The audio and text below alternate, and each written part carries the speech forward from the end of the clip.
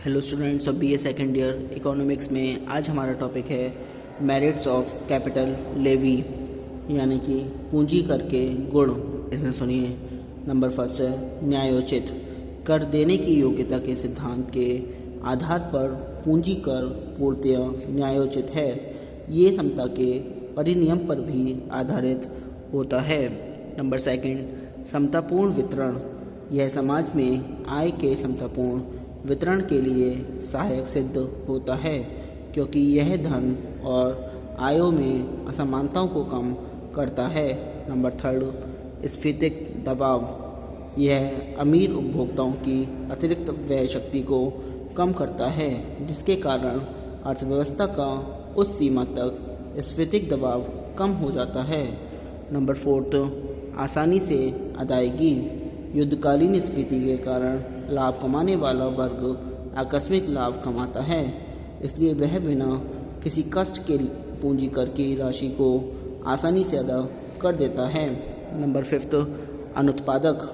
यह युद्ध ऋण अनुत्पादक है, इसलिए यह समाज पर अनुचित भार स्वरूप है, इसलिए इसके तुरंत शोधन करने के लिए पूंजी कर लगाना उचित हो सकता है। नंबर सिक्स मनोवृत्ति का लाभ। सरकार को युद्ध पश्चात मनोवृत्ति का लाभ उठाना चाहिए। इस समय लोग त्याग करने के लिए तैयार रहते हैं। नंबर सेवेंथ मानसिक सुख और खुशी। पूंजी कर के द्वारा जब सार्वजनिक ऋण पूर्णतया चुकता हो जाता है, तब वह समाज पर सार्वजनिक ऋण का और अधिक भार न होने के साथ मानसिक सुख और खुशी प्रदान करता है। अब इसके आता है डीमेरिट्स यानी कि दोष। सुनिए, ऋण शोधन के लिए पूंजी कर को लगाने के बारे में इसकी बहुत से कारणों से आलोचना की गई है, जो निम्नलिखित है। पूंजी कर बचत पर दंड के समान साबित होता है, क्योंकि जिन्होंने बचत करके संपत्ति जमा की है उन्हीं को यह कर अदा करना पड़ता है। पूंजी कर से लोगों में यह भय उत्पन्न हो जाता है कि सरकार दोबारा भी पूंजी कर लगा सकती है। इससे अनिश्चितता बढ़ती है, जिससे पूंजी संग्रह पर प्रतिकूल प्रभाव पड़ता है और औद्योगिक विकास को हानि पहुंचती है। पूंजी कर विदेशी पूंजी के आंतरिक प्रवाह को रोकता है। पूंजी कर से पूंजी बाजार में उथल पुथल उत्पन्न होने का भय रहता है। पूंजी कर को लगाने से प्रशासनिक कठिनाइयों का भी सामना करना पड़ता है, जैसे संपत्ति का मूल्यांकन करना, छूट की सीमा निश्चित करना, कर चोरी इत्यादि। पूंजी के पक्ष और विपक्ष के तर्कों का अध्ययन करने के पश्चात हम इस निष्कर्ष पर पहुंचते हैं कि ऋण भुगतान के लिए कोई ऐसी नीति नहीं अपनानी चाहिए जिससे नागरिकों के कार्य, बचत व विनियोग करने की क्षमता पर कुप्रभाव पड़े। नंबर फिफ्थ आता है compulsory reduction in interest rate. ब्याज दर में अनिवार्य कटौती। वित्तीय संकट के समय सरकार ब्याज की दर में कटौती की एक तरफा घोषणा कर सकती है। इससे ब्याज की मात्रा घट जाएगी और ऋण का भार घट जाएगा। साधारण परिस्थिति में ऐसी विधि की सहायता नहीं ली जाती है। इससे ऋणों के भुगतान की असामान्य विधि रूप में समझना चाहिए। नंबर सेकंड आता है रिडेम्पशन ऑफ फॉरेन लोन्स। विदेशी ऋणों का भुगतान। बाह्य ऋणों का भुगतान केवल आवश्यक विदेशी विनिमय अर्थात विदेशी करेंसी से ही किया जा सकता है, अतः देश में कर लगाकर उनके भुगतान करने का प्रश्न ही नहीं उठता। ऐसी स्थिति में यह आवश्यक है कि लिए गए विदेशी ऋणों का उपयोग उन उद्योगों में करना चाहिए जिनकी उत्पादन क्षमता अधिक हो तथा जिससे निर्मित माल निर्यात किया जा सके।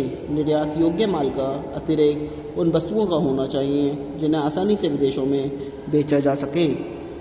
थोड़े समय के लिए पुराने विदेशी ऋणों को नए विदेशी ऋण लेकर अदा किया जा सकता है।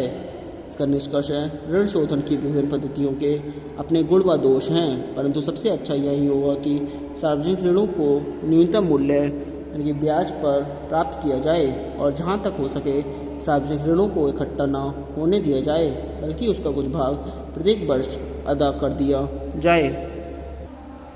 अब नेक्स्ट आता है हमारा meaning and definitions of fiscal policy और बजट, यानी कि राजकोषीय या बजट नीति का अर्थ एवं परिभाषा। इसमें सुनिए, राजकोषीय नीति के अंतर्गत हम करारोपण, सार्वजनिक व्यय तथा सार्वजनिक ऋण की उन क्रियाओं का विवेचन करते हैं जिनके द्वारा सरकार पूर्व निर्धारित उद्देश्यों की प्राप्ति करती है। राजकोषीय नीति की कुछ प्रमुख परिभाषाएं निम्न प्रकार हैं।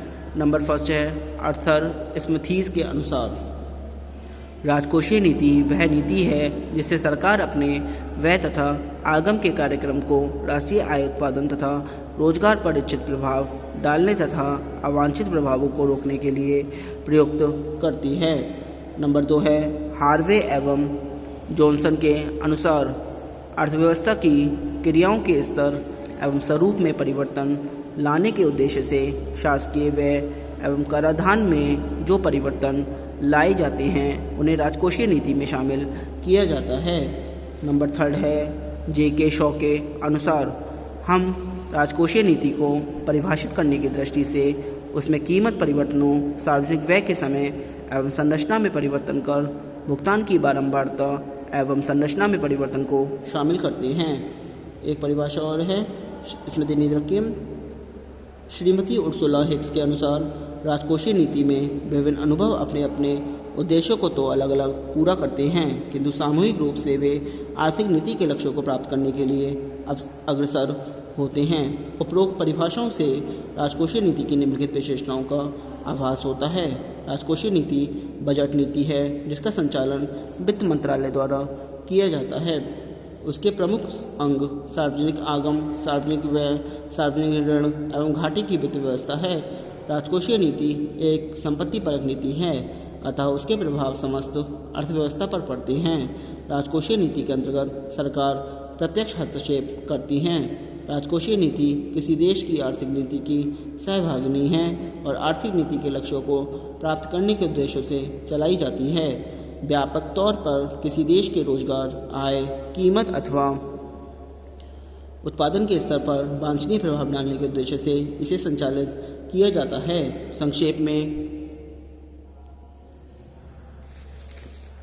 व्यय, करारोपण, ऋण व बजट निर्माण से संबंधित सरकारी क्रियाओं को राजकोषीय क्रियाएं कहा जाता है और जब इन क्रियाओं का उद्देश्य पूर्ण उपयोग, आर्थिक स्थायित्व, द्रुतगामी आर्थिक और पूर्ण रोजगार की प्राप्ति के लिए किया जाता है तो उसे राजकोषीय नीति कहते हैं। अन्य शब्दों में राजकोषीय नीति का संबंध सरकार से जनता और जनता से सरकार की ओर होने वाले धन प्रवाह से होता है।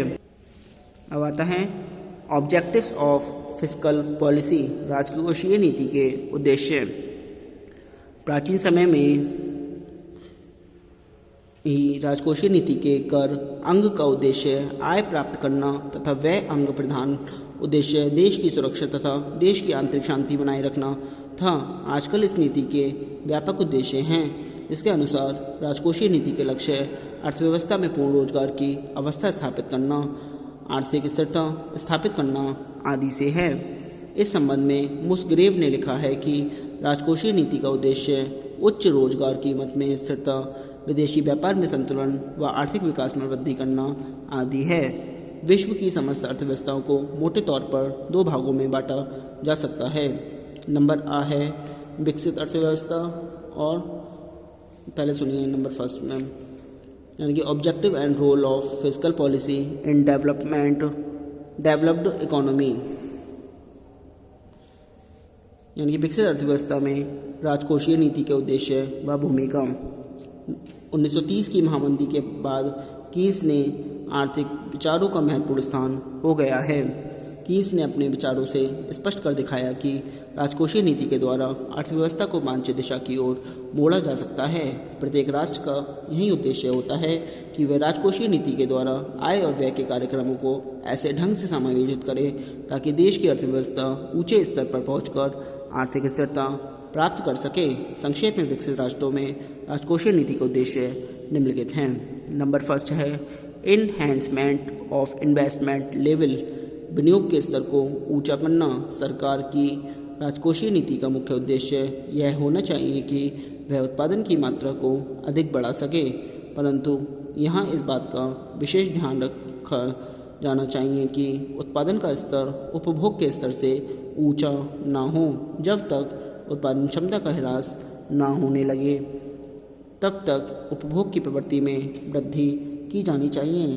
अतः विकसित राष्ट्रों में प्रभावोत्पाद मांग में लगातार वृद्धि की जानी चाहिए। यदि ऐसा संभव न हुआ तो बेरोजगारी की समस्या को हल नहीं किया जा सकेगा। Number 2, achievement of full employment, पूर्ण रोजगार की प्राप्ति। कीन्स ने अपनी पुस्तक जनरल थ्योरी में यह स्पष्ट किया है कि रोजगार प्रभावपूर्ण मांग पर निर्भर करता है और प्रभावपूर्ण मांग के 2 अंग हैं, उपभोग पर व्यय तथा विनियोग पर व्यय, अर्थात उपभोग और विनियोग पर किए गए व्यय का ही दूसरा नाम प्रभावपूर्ण मांग है। इस कुल व्यय या प्रभावपूर्ण मांग को सरकार अपनी बजट क्रियाओं से प्रभावित कर सकती है। कीन्स के अनुसार पूर्ण रोजगार प्राप्त करने के लिए उपभोग और विनियोग दोनों को बढ़ाया जाना चाहिए। पूर्ण रोजगार की प्राप्ति हेतु बेरोजगारी दूर करने के निम्नलिखित उपाय किए जा सकते हैं। करारोपण में कमी की जानी चाहिए, उपभोग को प्रभावित करने वाले व्यय, व्यक्तिगत विनियोग को प्रभावित करने वाले व्यय तथा सार्वजनिक विनियोगों में वृद्धि की जानी चाहिए। नंबर 3 आता है अचीवमेंट ऑफ इकोनॉमिक स्टेबिलिटी, आर्थिक स्थिरता प्राप्त करना। विकसित देशों में राजकोषीय नीति का एक महत्वपूर्ण उद्देश्य पूर्ण रोजगार स्तर पर आर्थिक स्थिरता या मूल्य स्थिरता को बनाए रखना है। मूल्य स्तर की स्थिरता का अर्थ यह है कि मूल्य में सामान्य स्तर में तीव्र अल्पकालीन उच्चावचन होने पर भी कोई प्रवृत्ति नहीं है, अर्थात राजकोषीय नीति को जिसका उद्देश्य मूल्य स्तर में स्थिरता बनाए रखना है, मूल्य स्तर में अल्पकालीन उतार चढ़ाव को रोकने के प्रयास करने चाहिए। नंबर 4 आते हैं धन के वितरण की असमानताओं को दूर करना। आज यह बात अधिकारिक रूप में स्वीकार की जा रही है कि राजकोषीय नीतियाँ धन के वितरण की असमानता को दूर करने में अत्यंत महत्वपूर्ण भूमिका अदा कर रही हैं। इसके निम्न उपाय हैं। नंबर का है साधनों के स्वामित्व का ढांचा बदलना। मृत्यु कर, उपहार कर इत्यादि लगाकर संपत्ति के स्वामित्व में परिवर्तन किए जा सकते हैं। ये कर हैसियत के आधार पर बनी विषमताएं घटा सकते हैं। नंबर ख आय के आकार को कर तथा सार्वजनिक व्यय की रीतियों से बदलना। अमीरों से कर वसूल करके तथा उसे निर्धन के हित में व्यय करके आय के वितरण में परिवर्तन किया जा सकता है। नंबर ग कीमतों का ढांचा बदलकर सरकार कुछ वस्तुओं तथा सेवाओं की कीमत निर्धारित करके भी आर्थिक विषमता कम कर सकती है। आज के लिए इतना ही। Thank you very much.